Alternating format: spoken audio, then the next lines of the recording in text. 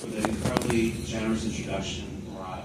It's so nice. Murat mentioned that I was an OG of tech. First of all, I don't love that name because then I didn't realize how old I am. But to be fair, it's a very good, accurate depiction of how long we've known each other. Yeah, I was judging one of the very first ERA competitions back in 2007, 2008, and you all are really fortunate to work with this amazing organization.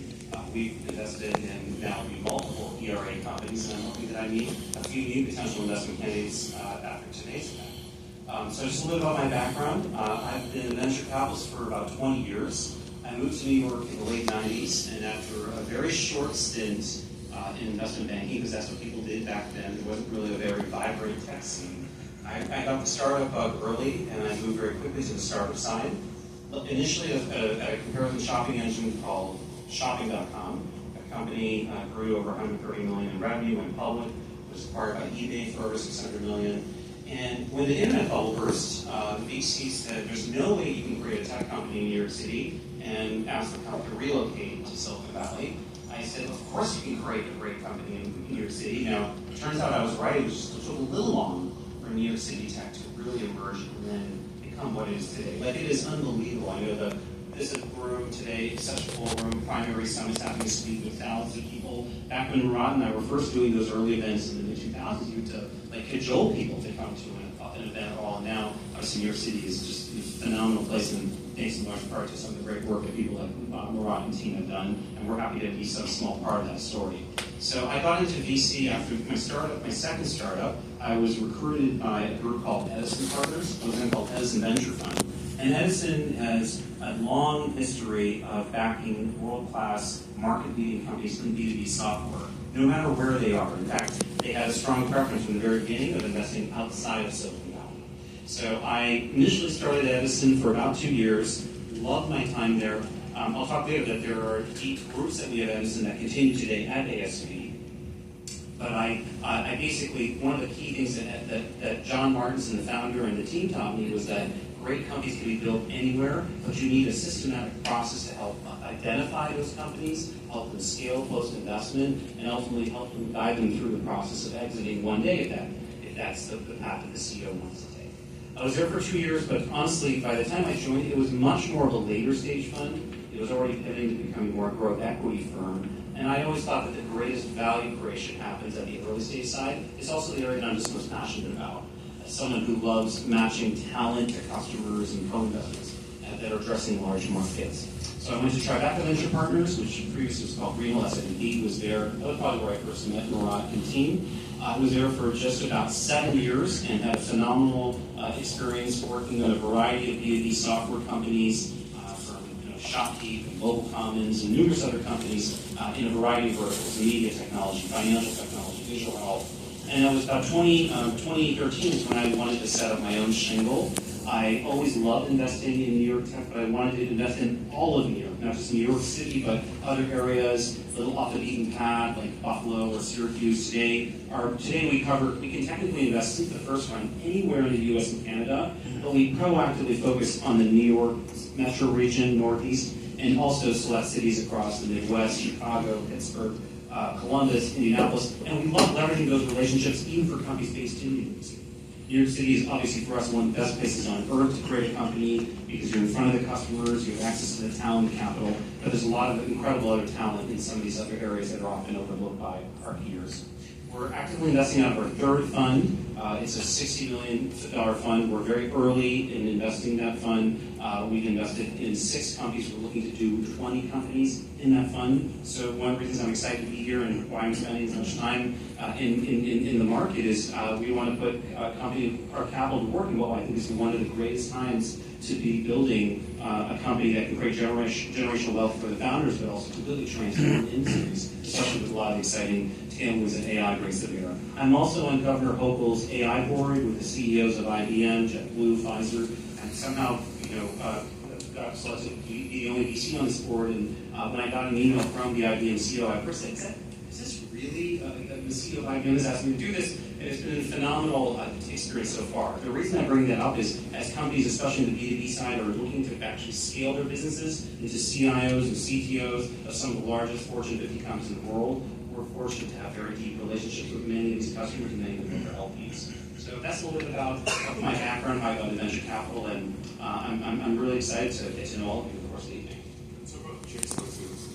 Oh yes, sorry, thank you. I'm not just exactly my part. This is reminding me of. So the check size is so we have, if you look at say a portfolio of 20, our check size is very. Our core investment is typically a post-seed or early A round, where the total round size would be probably 5 million, give or take. We've done as high as 8 million. We've done smaller than that too.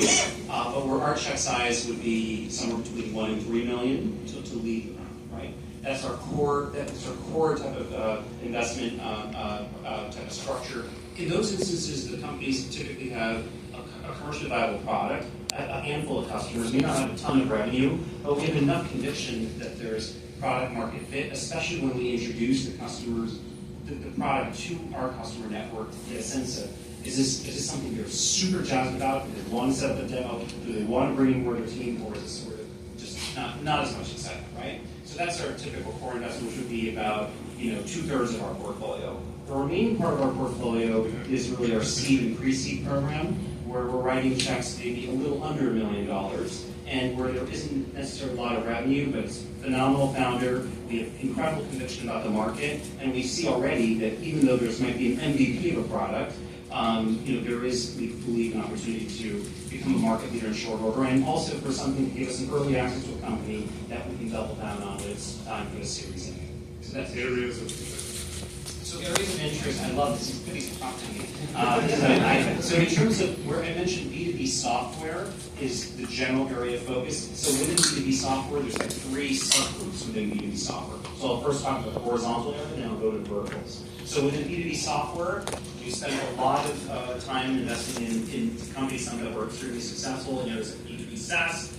Your early investor in BentoBox for the seed round. That company sold to Pfizer for a very, very large outcome. Shopkeep is also B2B SaaS, of course. B2B Marketplace. So one of our most famous companies in Fund 1 is a company called ECB Auctions. That is a digital auction. We invested in had maybe 5 or 10 people, help recruit multiple C-level execs, and that company now is a multi-billion-dollar publicly traded company.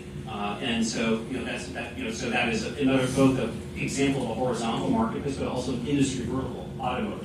The vertical AI is, basically, all I'm sure heard the term, to us is an extension of what we did in B2B SaaS, but really focusing on some of the incredible applications that AI brings to bear to help address areas of a marketplace that involves creative writing, conversation, things that can ultimately do much more than automate growth processes, but really help address other areas that are normally been addressed by just pure paper. In terms of industry verticals, as I said, we are opportunistic. Now, being someone who has been invested in New York City for many years, I've invested in all the usual industries that you would expect, like financial technology, digital health, marketing technology. But because I spend a lot of time outside of the larger metro hubs, I mentioned automotive is a big industry for us. We've invested in multiple companies in that space. Construction, agriculture, trucking, logistics, contractor software, right? Like these are all like industries that are ripe for disruption, have a massive TAM, and are generally not the core focus of some of our peers in Silicon Valley and New York City. And the other reason we like it is that because we camp out in these markets and live in these markets, a lot of our LPs that have deep ties in those industries have successfully exited their businesses in these industries. And that can be both great for diligence, but also for customer introductions. An example where you just tip us in the conversation first cancer. Yeah. So I'll give you just an example, 2 recent examples. So 2 of our most recent investments, I'll start again in reverse order. We have a company called Motive. The website's Motive HQ, right? This came as a result of our experience in both in two companies that were very successful exits, ACB Auctions that I already mentioned, and then BentoBox, which is, think of them as like a Wix, a web and marketing automation platform for the hospitality industry. So this company, Motive, is really one of the premier, fastest growing web and marketing automation tools for automotive dealers. They not only sell directly to dealers, but they also have partnerships now where they are selling directly through to the OEMs. OEMs mean companies like Lexus or a Toyota or a Nissan or a Harley Davidson. These are just all examples of companies that they work with today. They have an exclusive partnership with Nissan where now they will be in every single dealership that Nissan works with. to really help do real-time inventory management and ultimately help convert prospective customers into people who buy the products. We got to that company because Anthony, our VP, had been doing a lot of research, and we do both outbound, we do both proactive and reactive meetings, but we love doing proactive outbound. And we said, look, we've really had great success in automotive. Where are the other areas of automotive that haven't been addressed? And when Anthony did his research, he found this company in Oklahoma City that was called Motive, and the rest is history. We helped recruit multiple people on the team already, and they're growing extremely rapidly. Here in New York City, we're very excited about a recent investment in a company called Compyl, C-O-M-P-Y-L. They are basically a risk assessment, vulnerability, threat detection tool focusing on heavily regulated industries like financial services and healthcare as examples, right? So they basically, if you think about regulatory, concerns that maybe larger companies have, a lot of those issues are now coming into earlier stage companies. And so many of these companies don't have chief information security officers. This company basically creates a software tool that operates like a virtual CISO to make sure you can not only do your threat detection where you have vulnerabilities, but then actually find out, to help you give you solutions to mediate those threats and continue to track your progress over, on an ongoing basis. So we met that company actually through a prior seed investor who I've worked with in numerous other investments, and it was a highly competitive situation, but I was very fortunate that he chose us. What would be